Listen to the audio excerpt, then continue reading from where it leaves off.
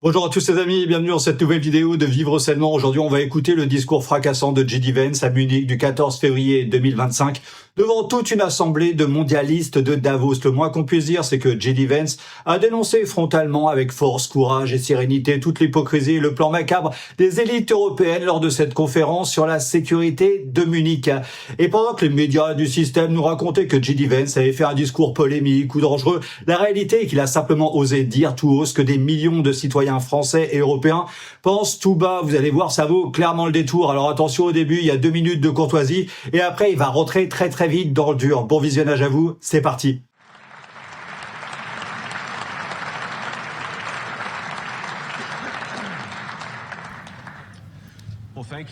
Eh bien, merci, et merci à tous les délégués réunis, aux personnalités éminentes, aux professionnels des médias, et un merci particulier à l'hôte de la conférence sur la sécurité de Munich pour avoir organisé un événement aussi incroyable. Nous sommes bien sûr ravis d'être ici, nous sommes heureux d'être ici, et vous savez, l'une des choses dont je voulais parler aujourd'hui, ce sont bien sûr nos valeurs communes. Et vous savez, c'est formidable d'être de retour en Allemagne, comme vous l'avez entendu plus tôt. J'étais ici l'année dernière en tant que sénateur des États-Unis. J'ai vu le secrétaire aux Affaires étrangères, David Lammy. Nous avons plaisanté sur le fait que nous avions tous des emplois différents l'année dernière. Mais maintenant, il est temps pour tous nos pays, pour tous ceux qui ont eu la chance de recevoir le pouvoir politique de la part de nos peuples respectifs, de l'utiliser judicieusement pour améliorer leur vie. Je veux dire, vous savez, j'ai eu la chance durant mon séjour ici de passer un peu de temps hors des murs de cette conférence au cours des dernières 24 heures. Et j'ai été tellement impressionné par l'hospitalité des gens, même bien sûr, alors qu'ils se remettent de l'attaque horrible d'hier. La première fois que je suis venu à Munich, c'était avec ma femme qui est ici avec moi aujourd'hui, lors d'un voyage personnel. Et j'ai toujours aimé la ville de Munich et j'ai toujours aimé ses habitants. Et je veux juste dire que nous sommes très émus et que nos pensées, nos prières vont à Munich et à tous ceux touchés par le mal infligé à cette belle communauté. Nous pensons à vous, nous prions pour vous et nous vous soutiendrons certainement dans les jours à venir, dans les semaines à venir.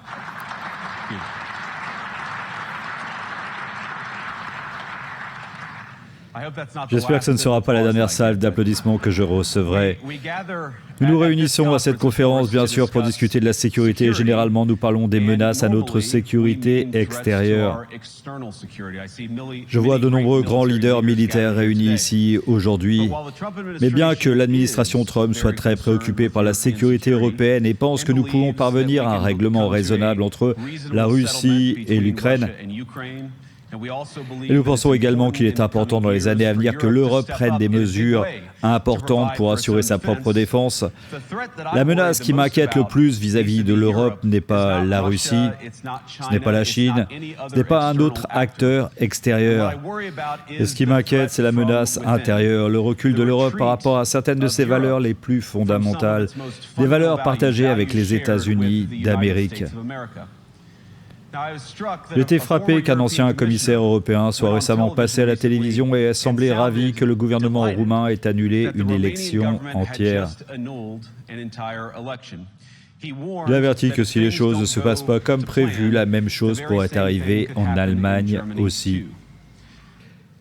Ces déclarations sont choquantes pour les oreilles américaines. Pendant des années, on nous a dit que tout ce que nous finançons et soutenons est au nom de nos valeurs démocratiques communes. Tout de notre politique envers l'Ukraine à la censure numérique est présenté comme une défense de la démocratie. Mais lorsque nous voyons des tribunaux européens annuler des élections et des hauts responsables menacés d'en annuler d'autres, nous devrions nous demander si nous nous tenons à un niveau suffisamment élevé. Et je dis nous parce que je crois fondamentalement que nous faisons tous partie de la même équipe. Nous devons faire plus pour des valeurs démocratiques, nous devons les vivre.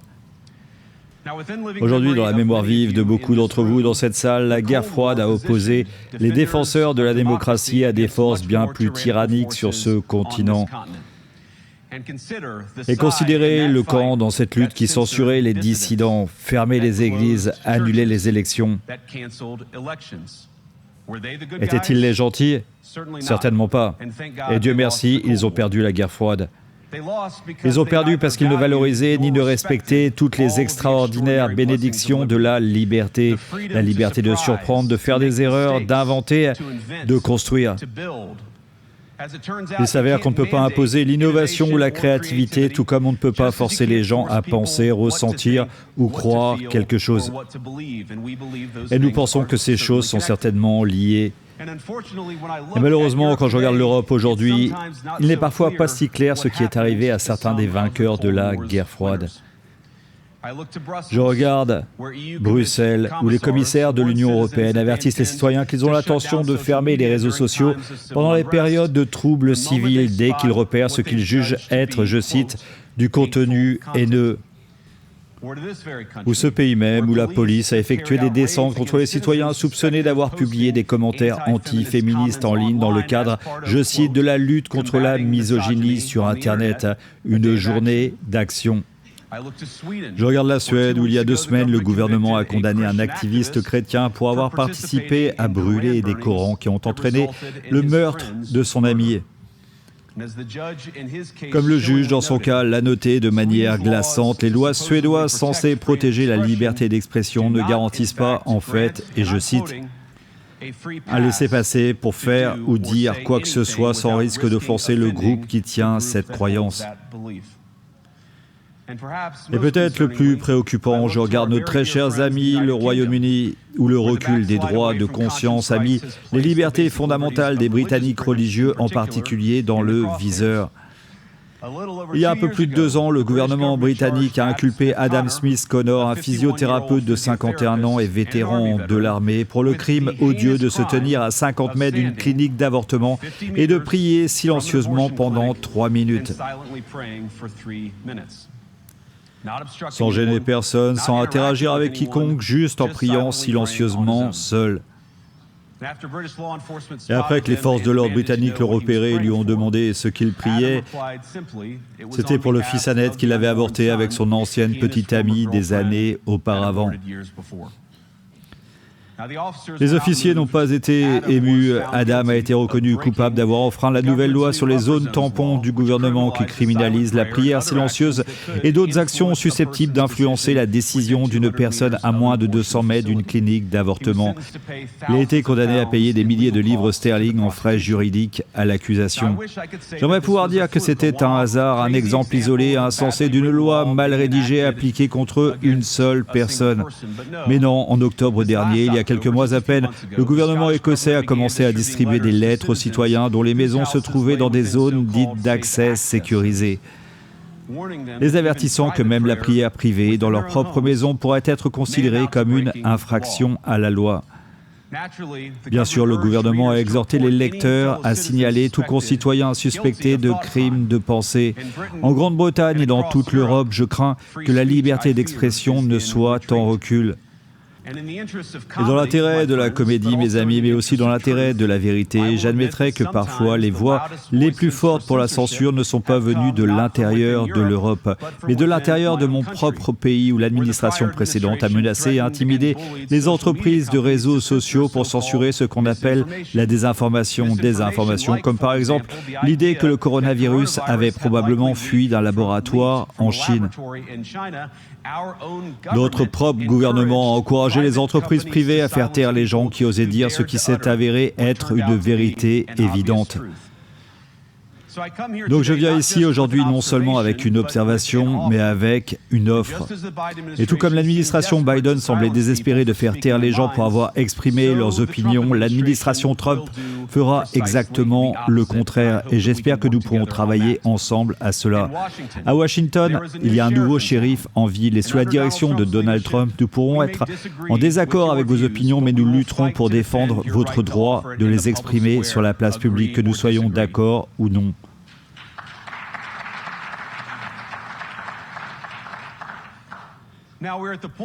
Maintenant, nous en sommes au point, bien sûr, où la situation est devenue si grave qu'en décembre dernier, la Roumanie a carrément annulé les résultats d'une élection présidentielle sur la base de soupçons fragiles, d'une agence de renseignement et d'une pression énorme de ses voisins continentaux. Maintenant, d'après ce que je comprends, l'argument était que la désinformation russe avait infecté les élections roumaines. Et je demanderai à mes amis européens d'avoir un peu de perspective. Vous pouvez croire qu'il est mal que la Russie achète des publicités sur les réseaux sociaux pour influencer vos élections. Vous pouvez même le condamner sur la scène mondiale, mais si votre démocratie peut être détruite avec quelques centaines de milliers de dollars de publicité numérique d'un pays étranger, alors elle n'était pas très forte au départ.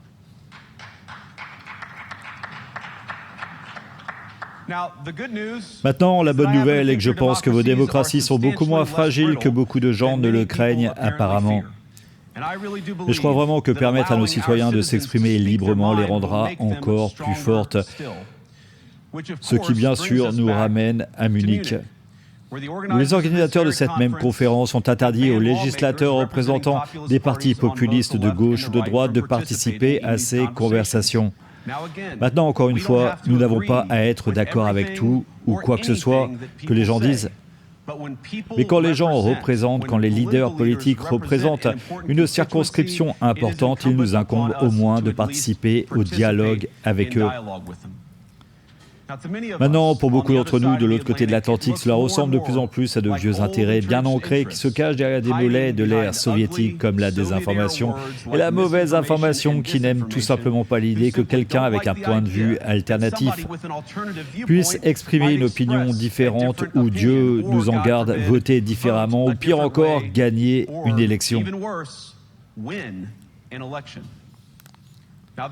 Maintenant, c'est une conférence sur la sécurité. Je suis sûr que vous êtes tous venus ici prêts à parler de la manière exacte dont vous avez l'intention d'augmenter les dépenses de défense au cours des prochaines années en ligne avec un nouvel objectif. Et c'est formidable parce que, comme le président Trump l'a clairement fait savoir, il croit que nos amis européens doivent jouer un rôle plus important dans l'avenir de ce continent.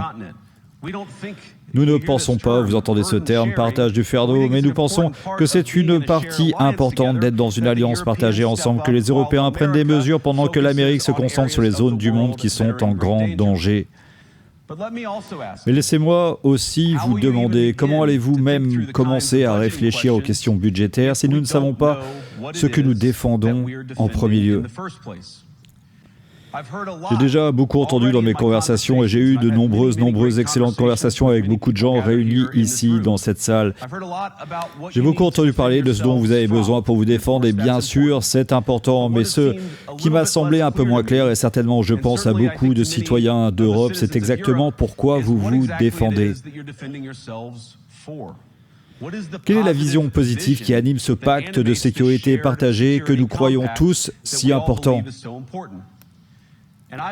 Et je crois profondément qu'il n'y a pas de sécurité si vous avez peur des voix, des opinions et de la conscience qui guident votre propre peuple.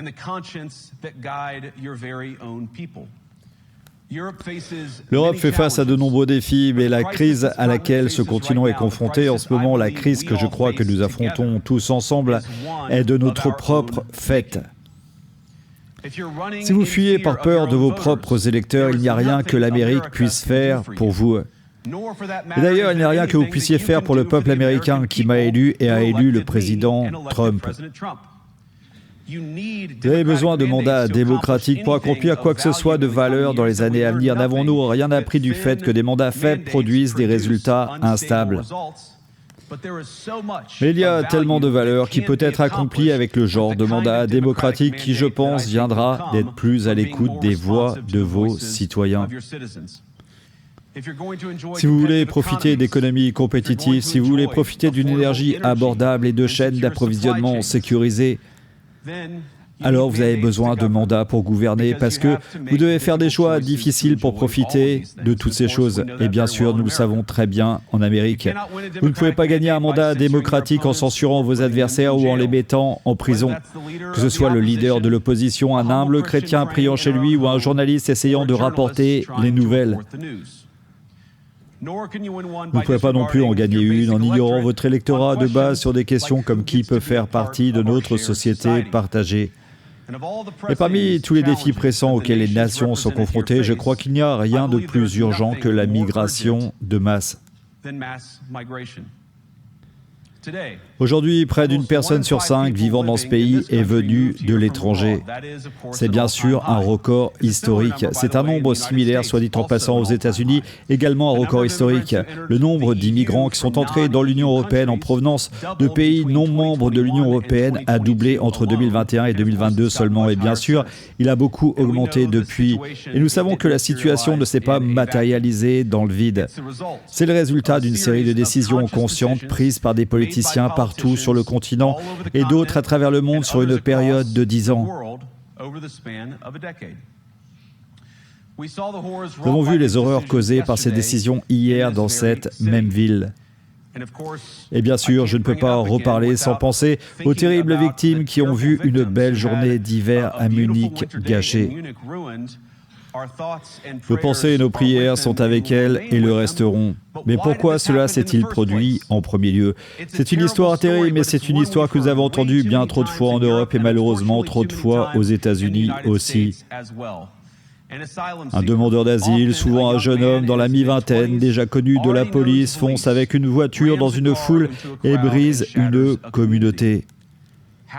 Combien de fois devrons-nous subir ces revers épouvantables avant de changer de cap et de prendre notre civilisation partagée dans une nouvelle direction?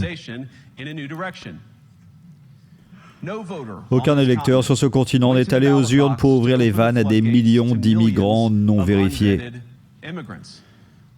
Mais savez-vous pourquoi ils ont voté? En Angleterre, ils ont voté pour le Brexit, et que vous soyez d'accord ou non, ils ont voté pour cela. Et de plus en plus, dans toute l'Europe, ils votent pour des leaders politiques qui promettent de mettre fin à la migration hors de contrôle. Maintenant, il se trouve que je suis d'accord avec beaucoup de ces préoccupations, mais vous n'êtes pas obligé d'être d'accord avec moi. Je pense simplement que les gens se soucient de leur foyer, ils se soucient de leurs rêves, ils se soucient de leur sécurité et de leur capacité à subvenir à leurs besoins et à ceux de leurs enfants. Et ils sont intelligents. Je pense que c'est l'une des choses les plus importantes que j'ai apprises dans mon court passage en politique, contrairement à ce que vous pourriez entendre à quelques montagnes d'ici à Davos. Les citoyens de toutes nos nations ne se considèrent généralement pas comme des animaux éduqués ou comme des rouages interchangeables d'une économie mondiale. Et il n'est guère surprenant qu'ils ne veuillent pas être déplacés ou ignorés sans relâche par leurs dirigeants. C'est le rôle de la démocratie de trancher ces grandes questions aux urnes. Je crois que rejeter les gens, rejeter leurs préoccupations ou pire encore, fermer les médias, annuler les élections ou exclure les gens du processus politique ne protège rien. En fait, c'est le moyen le plus sûr de détruire la démocratie. Et s'exprimer, exprimer des opinions n'est pas de l'ingérence électorale. Même quand les gens expriment des opinions en dehors de votre propre pays et même quand ces personnes sont très influentes. Et croyez-moi, je dis ça avec beaucoup d'humour. Si la démocratie américaine peut survivre 10 ans de réprimande de Greta Thunberg, vous pouvez survivre à quelques mois d'Elon Musk. Mais ce que la démocratie allemande, ce qu'aucune démocratie américaine, allemande, européenne ne survivra, c'est de dire à des millions d'électeurs que leurs pensées et préoccupations, leurs aspirations, leurs appels au secours sont invalides ou indignes d'être même considérés. La démocratie repose sur le principe sacré que la voix du peuple compte. Il n'y a pas de place pour les pare-feux. Soit vous défendez le principe, soit vous ne le faites pas. Européens, le peuple a une voix. Les leaders européens ont un choix. Et ma conviction profonde est que nous n'avons pas besoin d'avoir peur de l'avenir. Vous pouvez embrasser ce que votre peuple vous dit, même quand c'est surprenant, même quand vous n'êtes pas d'accord. Et si vous le faites, vous pouvez affronter l'avenir avec certitude et confiance, sachant que la nation est derrière chacun d'entre vous. Et c'est pour moi la grande magie de la démocratie. Ce n'est pas dans ces bâtiments de pierre ou ces beaux hôtels, ce n'est même pas dans les grandes institutions que nous avons construites ensemble en tant que société partagée. Croire en la démocratie, c'est comprendre que chacun de nos citoyens a de la sagesse et une voix. Et si nous refusons d'écouter cette voix, même nos combats les plus réussis ne sécuriseront que très peu.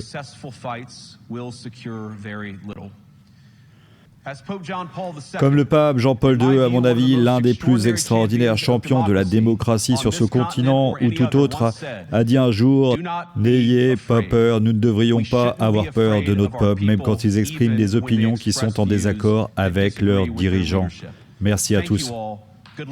Bonne chance à tous, que Dieu vous bénisse.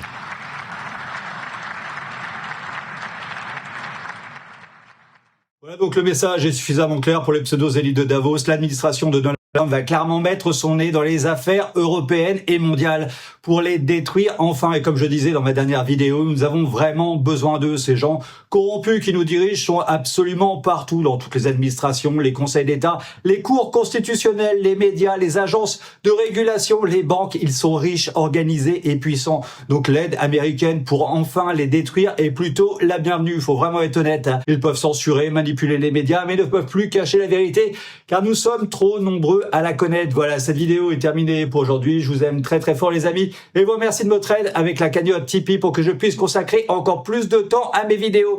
Merci vraiment à tous, et à très bientôt pour une prochaine capsule sur Vivre Sainement.